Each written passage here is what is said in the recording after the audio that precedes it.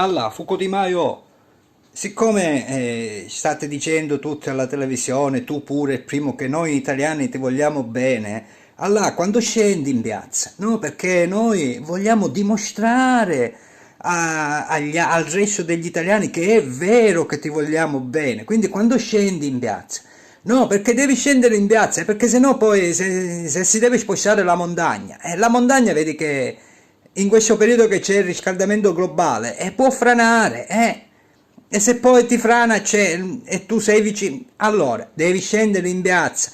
Noi ti stiamo aspettando, Fuoco Di Maio, pure il simbolo ti sei messo il fuoco, bravo, hai messo il simbolo. Ti stiamo aspettando in piazza per dimostrare al resto degli italiani che veramente ti vogliamo bene, come dici tu. Come si sto?